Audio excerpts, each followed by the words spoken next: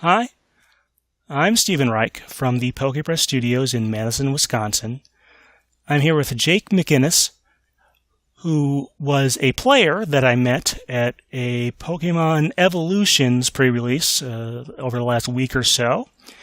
And Jake, we just have a few questions. First of all, where are you from and how did you get into Pokemon?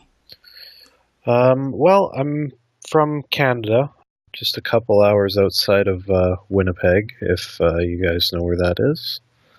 I got into Pokemon probably back when the anime started, so I would have been about 6 years old. My first game was Yellow. I collected a lot of cards back in the day, but never really played. But yeah, I've kind of been with Pokemon ever since, keeping up on the games, and I just recently got back into the trading card game. So, like I said, you're from Canada, and you ended up coming all the way down to Madison and Rockford, Illinois, to go to a couple pre-releases. How did that come about? Well, I know a couple people down in the area, and 2 back-to-back pre-releases definitely seemed worth making the trip.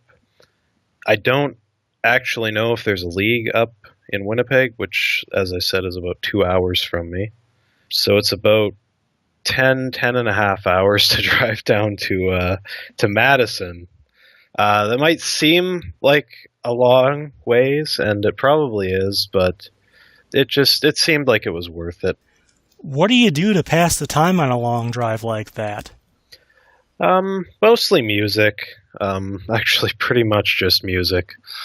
I don't really know how to describe it. It's just kind of relaxing driving that amount of time. It might seem like it's a little too long to relax, but I don't know. I definitely enjoy it every now and again. You definitely have a higher tolerance for driving than I do. You know, as someone who flew to Indianapolis one year to go to the Nationals rather than drive 6 hours, you definitely have a much higher tolerance than I do. All right, so you were around when the trading card game came out, but you didn't really play back then. You might have been a little too young or not able to get enough cards. So you were vaguely familiar with the cards from this Evolution sets, which are mostly sort of redone cards from that era. What were your overall feelings about the set going into it? I was really looking forward to it when I saw it announced. It was almost like a throwback, but also a second chance in a way. Well, when I was younger, I didn't get to play. This is kind of my opportunity to play with some of these cards that, I saw growing up, like the base set Charizard and the Mewtwo and all the cool stuff that everyone wanted and everybody played back in the day that, I may have missed out on, or, well, I did miss out on, I guess. So I think the nostalgia and kind of the chance to actually get to play with some of those cards was what I was most looking forward to. Now, were you aware of the fact that sort of the game had changed in certain ways since then? A lot of the Pokemon in this set are spiritual successors in that they often have like more attack power, more HP. Was that something you were aware of? Yeah. I knew a lot of stuff had been changed. Think the artwork was the most nostalgic thing, though. A lot of it stayed the same. Yeah, they definitely did some work there to get I guess their old masters out and redo those a little bit maybe for this. So we talked about the Evolution set. Let's talk about a few of the cards that you found interesting. One of them is the Nidoking. What does that card do, and what do you like about it? Well, I felt like the Nidoking was a pretty good stage 2, at least in the pre-release setting. It worked out pretty well. I ran Nidoking at the Rockford pre-release, and that deck went 3-0. The Psychic weakness kind of stunk, but most of the other heavy Psychic attackers, namely Mewtwo, had Psychic weakness as well. So I think it was 3 for 100 on its second attack was more than enough to deal with Mewtwo, and even the Mewtwo EX, if somebody happened to pull that and send it out against you.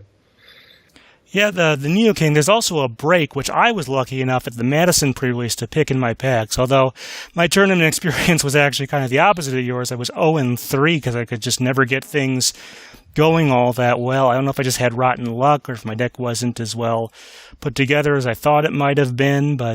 And you had mentioned Mewtwo there. Obviously, a very much an iconic Pokemon, other than like Charizard, and obviously Pikachu and stuff like that. It's certainly one of the most well-known of the original Pokemon. What did you think of what they did for its card in Evolutions?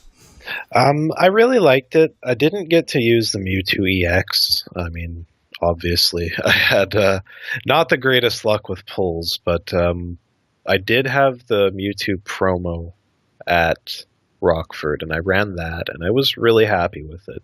It seemed to match up really well against Mewtwo EX from that set, simply because you could get yourself set up a lot better and a lot faster than the Mewtwo EX. You only needed 2 energy to attack, as opposed to the EX needing 3.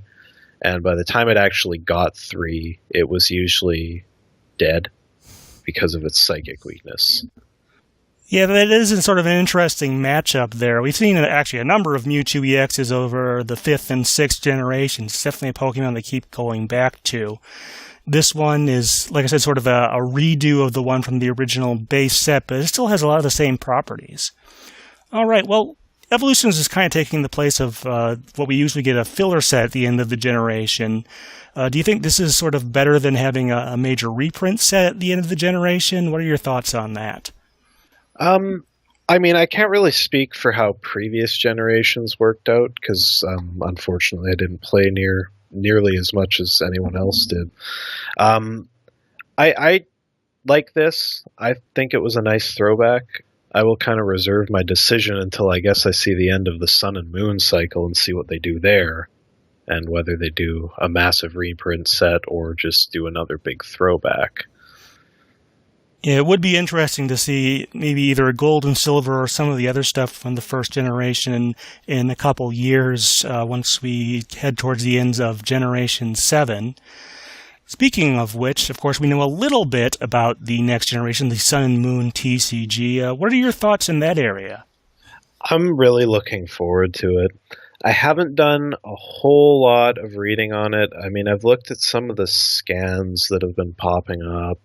The GXs look pretty interesting. They look a lot less, they look a lot more balanced than some of the current EXs, I'll say that much. Only having one use of your attack in the entire game, the main GX attack, I mean. I feel like that's pretty restrictive, but some of them seem very, very powerful, so maybe not that restrictive.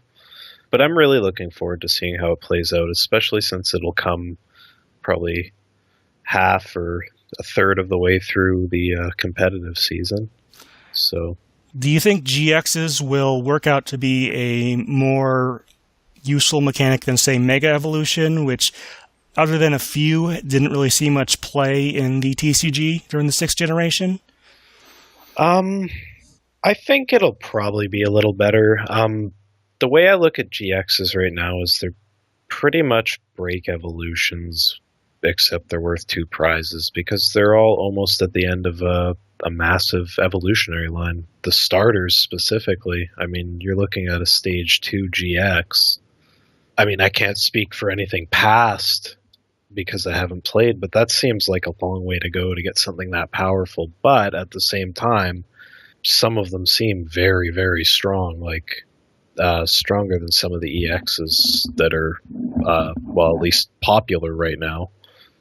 So it'll be interesting. It'll be very interesting to see if they turn out to be better than Mega Evolutions. Yeah, that is one thing. It might actually be combining some of the best characteristics of both, but we'll definitely have to wait and see. All right, well, thank you very much, Jake. This has been Stephen Reich from the Pokepress Studios in Madison, Wisconsin. I'm phone with Jake McInnes, a player of the Pokemon TCG.